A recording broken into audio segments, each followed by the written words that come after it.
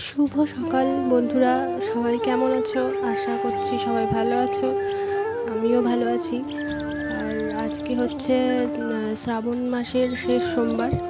তো আজকে মানে খুব ভিড় হবে প্রত্যেকটা মন্দিরেই। আজকে শ্রাবণ মাসের শেষ সোমবার সেহেতু জল ঢালতে যাব জামালপুরে।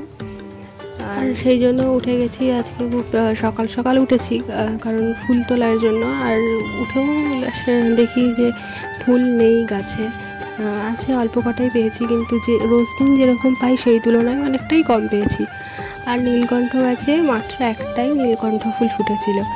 তারপর আমাদের এমনি যে গাছ ছিল সেখান থেকে দুটো পেয়েছি, সেইগুলো দিয়েই আর কি পেয়েছি। তারপর একদম আমরা চলে যাচ্ছি, এখন আমরা অটোতে আছি, 3জন যাচ্ছি।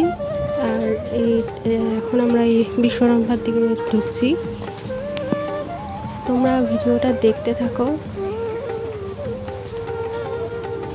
আর এখন দেখো এই পাটের সিজন, তো এখানে পাট জাগ দেওয়া হচ্ছিলো, আর এই পাট কাঠি মেরে রেখেছে। তো আমরা প্রায় চলে এসেছি বিশ্বরম্ভার কাছাকাছি। এটা হচ্ছে বিশ্বরম্ভা স্কুল। আর বিশ্বরম্ভা থেকে জামালপুর খুব একটা দূর না, মানে খুব কাছেই বলতে গেলে। আর আমাদের সাথে একটা ঘটনা ঘটেছে, তো জানি না এটা কীভাবে কী বলবো, আর হাসিও পাচ্ছিলো।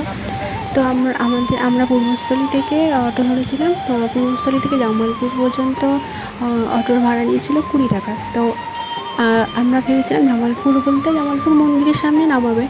তো জামালপুরের মন্দিরের সামনে আর নামায়নি, জামালপুর মোড়ে নামিয়ে দিয়েছে আমাদের।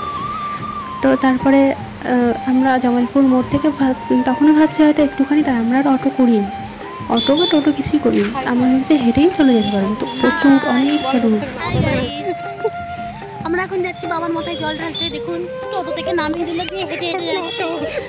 কি করবো, বাবা যদি টানে হেঁটে হেঁটেই যাওয়া হবে।